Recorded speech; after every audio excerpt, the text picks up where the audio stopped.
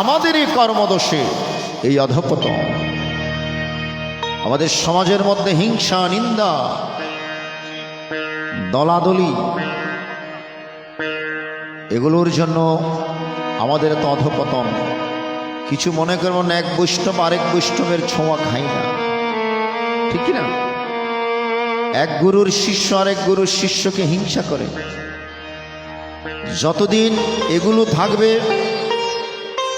ততদিন আমাদের অধঃপতন কেউ ঠেকাতে পারবে না। আমাদেরকে এক জায়গায় আসতে হবে। গুরু যার যার শ্রীমদ্ ভগবদ গীতা সবার, আমাদেরকে একই জায়গায় আসতে হবে। হরিবল হরিবল হরিবল।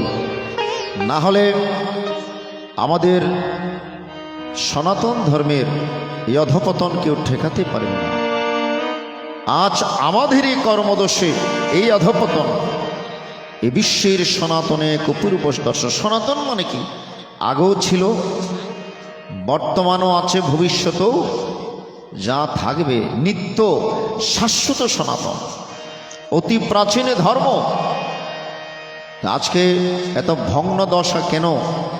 কারণ আমাদেরই কর্মদোষ, আমাদেরই অধঃপতন। এই জন্য শ্রীমদ্ ভগবদ গীতা আমাদের অন্তরে ধারণ করতে হবে।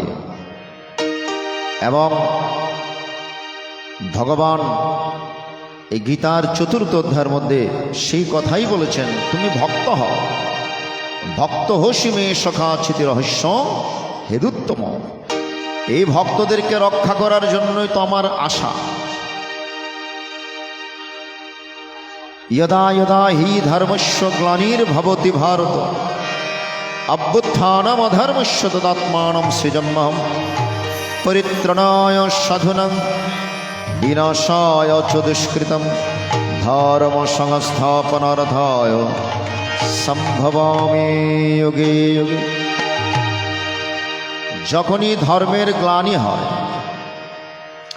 অধর্ম বেড়ে যায়, পাপ তাপ বেড়ে যায়, ভগবান বলছেন তখনই আমি নিজেকে সৃজাম্যহম সৃষ্টি করে এই ধরাধামে আসি। কি জন্য আসি? আমার কাজ কি? পরিত্রাণায় সাধুনাং, যারা সাধু, যারা ভক্ত,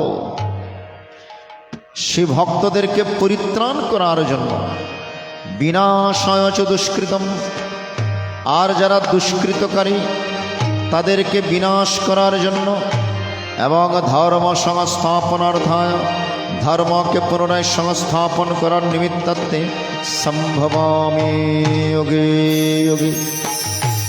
ভগবান যুগে যুগে আসেন, তেমনি এসেছেন আমার গৌরাঙ্গ মহাপ্রভু। এই কলিহত জীবকে সহজেই কিভাবে মুক্তি দেওয়া যায়, সেই তারক ব্রহ্ম নামটুকু নিয়ে আমার গৌরাঙ্গ মহাপ্রভু নিত্যানন্দ প্রভু এই ধরাধামে এসেছিলেন।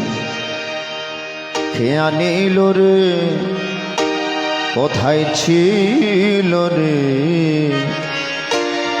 মধুমাখা হরির নাম।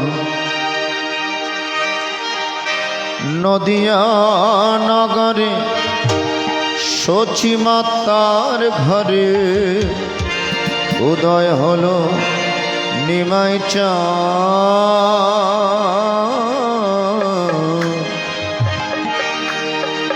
কে আনিল রে, কোথায় ছিল রে, মধুমাখা হরির নাম। এই নাম হচ্ছে মধুমাখা।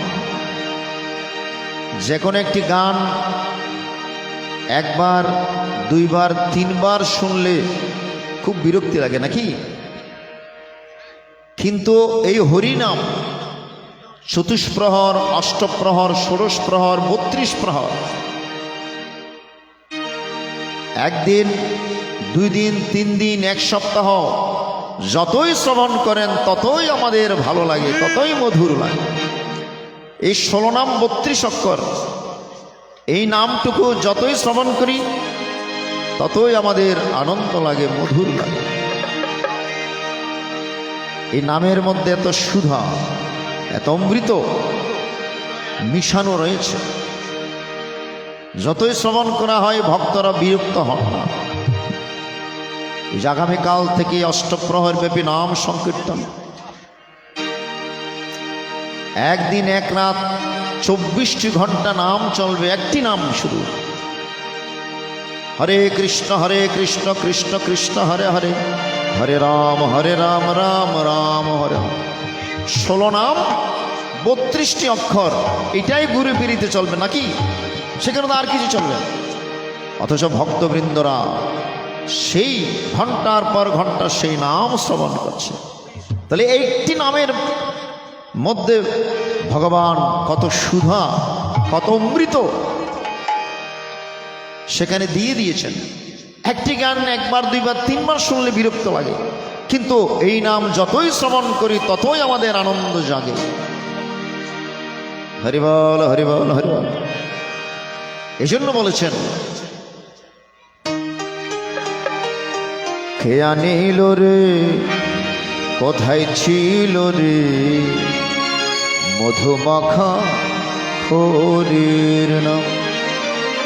আর শ্রী শ্রী রাম ঠাকুর বললেন, এই নামের মাধ্যমে সমস্ত বিপদ থেকে মুক্তি লাভ করা যায়।